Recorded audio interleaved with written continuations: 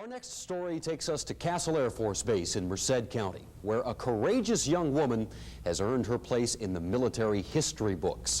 She works for the Strategic Air Command, and without her help, there are many other Air Force pilots who would never even get off the ground.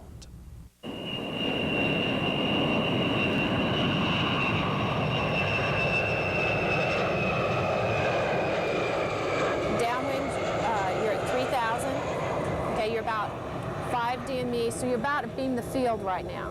This is where Captain Linda Phillips feels right at home, sitting behind the controls of a KC-135 Stratotanker, or in this case, the aircraft simulator, where she teaches younger pilots everything she knows. Okay, for your touch and go briefing, land in the first third of the runway. Once you lower your mains down, lower your nose down. After you lower your nose down, hold nose pressure down so your nose stays down the runway. Stand up your power.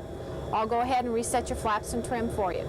Captain Phillips is something of a pioneer in the world of Air Force aviation. She was the first woman to become an instructor pilot in the Strategic Air Command, the same job her husband had until he was recently promoted. My parents raised me to do whatever I'd wanted to do, and this is what I chose to do, and I'm happy doing it. And that's what you're supposed to do, find a job that you enjoy and go out and do it. And I was lucky enough that when I decided to fly, they were letting women into flying. And now that I've had an opportunity to go into the Air Force and to fly and to upgrade to instructor pilot, and I love it. Class 50, 141 airspeed. Forward landing, takeoff, checklist complete. Thank you. And KC-135, Castle approach, you're cleared to land.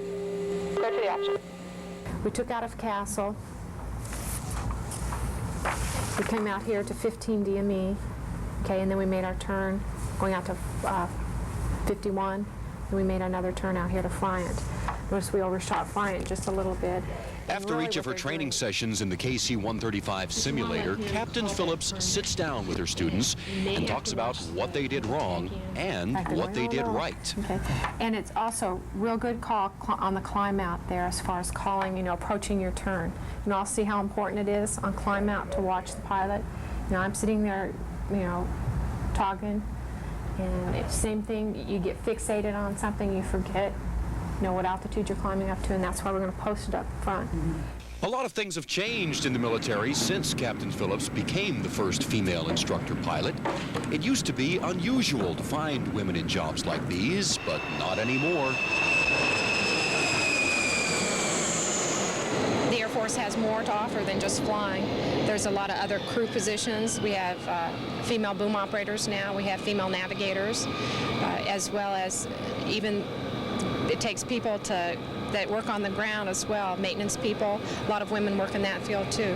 It's basically where you feel like you want to fit in. So the doors are open? The doors are open. They're open fairly wide.